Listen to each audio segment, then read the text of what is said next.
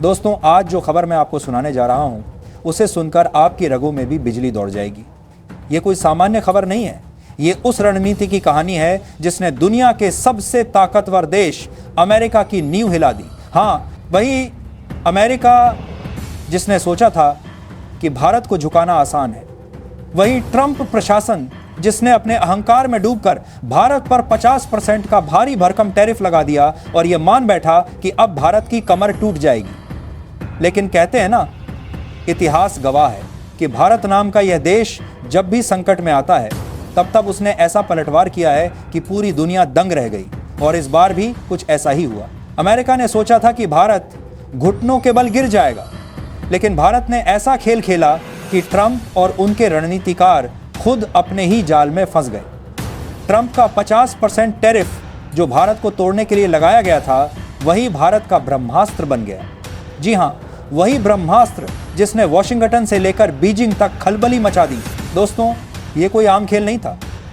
ये था ऑपरेशन चक्रव्यूह, भारत का सबसे गुप्त और सबसे शक्तिशाली आर्थिक मिशन। पूरी अपडेट क्या है, आइए विस्तार से समझते हैं। लेकिन उससे पहले, अगर अभी तक आपने हमारे चैनल को सब्सक्राइब नहीं किया है तो एक सच्चे देशभक्त की तरह सबसे पहले इस वीडियो को लाइक कर दें और उस सब्सक्राइब बटन को दबाकर चैनल को सब्सक्राइब कर लें और साथ में उस घंटी को दबाकर ऑल पर सेलेक्ट कर लो। कहानी शुरू होती है उस ऐलान से जब अमेरिकी राष्ट्रपति ने भारतीय सामानों पर 50% टैरिफ ठोंकने की घोषणा की। अचानक दिल्ली की हवा बदल गई। विपक्ष और मीडिया को लगा कि अब भारत संकट में है, लेकिन पर्दे के पीछे कुछ और ही कहानी लिखी जा रही थी। जब पूरी दुनिया सो रही थी, तब दिल्ली के गलियारों में देर रात तक बत्तियां जल रही थीं, मीटिंग्स हो रही थीं, योजनाएं बन रही थीं और उन योजनाओं का नाम था ऑपरेशन चक्रव्यूह। दोस्तों, ये कोई सामान्य योजना नहीं थी। ये वैसा ही चक्रव्यूह था जैसा महाभारत में अभिमन्यु के चारों ओर रचा गया था। फर्क बस इतना था कि इस बार अभिमन्यु अमेरिका था और अर्जुन की भूमिका निभा रहा था भारत। मिशन का मकसद सिर्फ अमेरिकी टैरिफ से हुए नुकसान की भरपाई करना नहीं था। मकसद था अमेरिका को उसकी औकात दिखाना और उसे यह एहसास दिलाना कि दुनिया अब उसके इशारों पर नहीं नाचेगी। भारत ने सबसे पहले 40 देशों की एक लिस्ट बनाई। इस लिस्ट में शामिल थे Britain, Japan, Germany, France, Canada, Australia, रूस, यूएई और कई बड़े बड़े खिलाड़ी। ये देश हर साल करीब 590 अरब डॉलर का टेक्सटाइल आयात करते हैं। और सोचिए, इतनी बड़ी मार्केट में भारत की हिस्सेदारी थी सिर्फ 5 से 6%, यानी अवसर विशाल था। भारत ने ठान लिया कि अगर अमेरिका दरवाजा बंद करेगा तो भारत दुनिया के 40 नए दरवाजे खोलेगा और वह भी धूमधाम से। इसके बाद शुरू हुआ बाजार का एक्सरे। हर देश में लोगों की पसंद क्या है, कौन सा फैब्रिक चलता है, कौन सा रंग बिकता है और फैशन का आने वाला ट्रेंड कैसा होगा। भारत ने आर्टिफिशियल इंटेलिजेंस और डाटा एनालिटिक्स का इस्तेमाल करके सबकी डिटेल रिपोर्ट तैयार कर डाली। दोस्तों, ये कोई आम रिसर्च नहीं थी। ये युद्ध का खाका था। 9 में, ना में, 8 को, 18 का, माम लोग 8 को। फिर भारत ने अपने टेक्सटाइल के गड्ढों को जोड़ा। सूरत, तिरुपुर, पानीपत और भदोही। सूरत की साड़ी अब जापान के फैशन शो में दिखनी थी, तिरुपुर की टी शर्ट जर्मनी के मॉल में बिकनी थी और पानीपत के कालीन अमेरिका की जगह यूरोप के ड्राइंग रूम में सजने थे। लेकिन असली हथियार था ब्रांड इंडिया कैंपेन। भारत ने ठान लिया कि अब वह सिर्फ सस्ता माल बनाने वाला देश नहीं कहलाएगा। अब भारत की पहचान होगी क्वालिटी, भरोसा और इनोवेशन। दुनिया के हर बड़े ट्रेड फेयर और प्रदर्शनी में भारत ने धमाकेदार एंट्री मारी।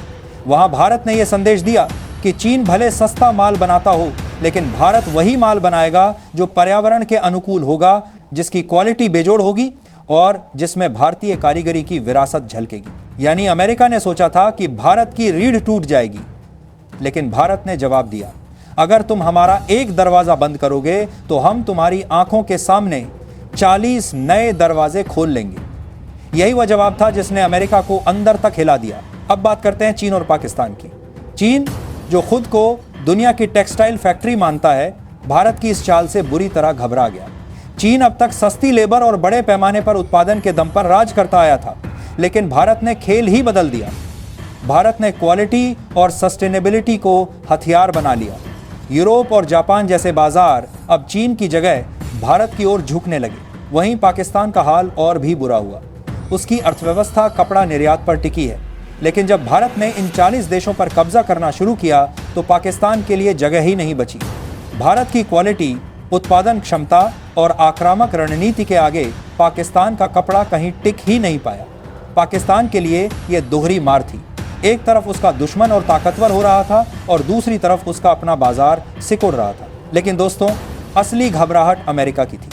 अमेरिका ने सोचा था कि भारत दबाव में आकर झुक जाएगा, लेकिन भारत ने झुकने के बजाय नए रास्ते खोज लिए। अब अमेरिका को यह डर सताने लगा कि अगर भारत यूरोप और एशिया के इन देशों पर कब्जा कर लेता है तो अमेरिकी बाजार अपनी अहमियत खो देगा। अमेरिकी कंपनियों को भी क्वालिटी वाला माल भारत से ही चाहिए। अगर भारत ने अपना निर्यात मोड़ दिया तो अमेरिकी इंपोर्टर्स को तगड़ा झटका लगेगा। यही कारण था कि वॉशिंगटन में बैठकर अमेरिका ने इमरजेंसी मीटिंग शुरू कर दी। विशेषज्ञ कहने लगे कि यह लूज लूज सिचुएशन है, यानी हार किसी की भी हो, नुकसान अमेरिका का ही होगा। अब बात करते हैं भारत की कूटनीतिक चालों की।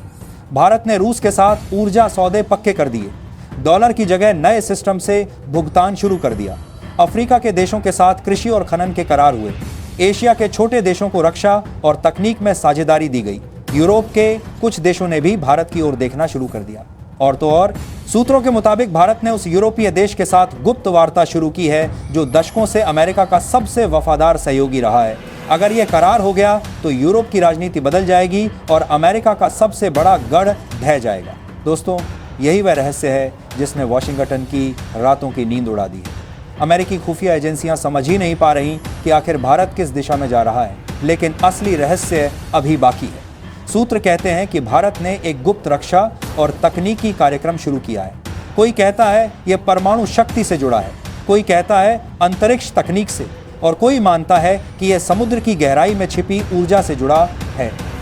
सच क्या है यह किसी को पता नहीं, लेकिन इतना तय है कि यह रहस्य भारत को और भी शक्तिशाली बना रहा है। और यही डर अमेरिका के लिए सबसे बड़ा सिरदर्द है। अमेरिका ने इस स्थिति को संभालने के लिए मीडिया प्रोपेगेंडा चलाया, भारत पर दबाव बनाने की कोशिश की, लेकिन भारत अब वह देश नहीं रहा जो झुक जाए। भारत ने अपने सहयोगियों के साथ मिलकर वैकल्पिक बाजार तैयार कर लिए। अमेरिकी कंपनियों को सबसे बड़ा झटका यहीं से लगा। जिन देशों में वे आराम से कारोबार कर रहे थे, वहां भारत ने उन्हें बाहर कर दिया, और यही कारण था कि अमेरिका का शेयर बाजार हिल गया।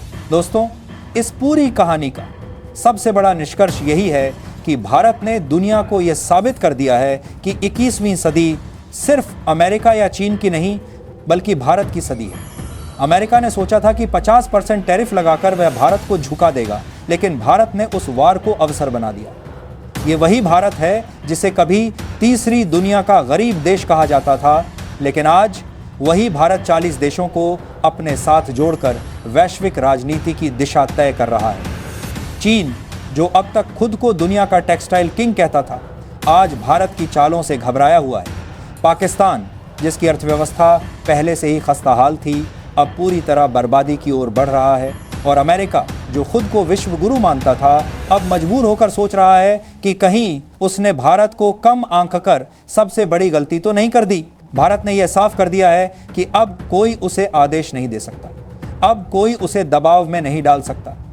ये वही भारत है जिसने इतिहास के हर दौर में साबित किया है कि जब कोई चुनौती सामने आती है तो वह उसे अपने हक में मोड़ देता है। अमेरिका ने दरवाज़ा बंद किया, भारत ने 40 नए दरवाजे खोल दिए।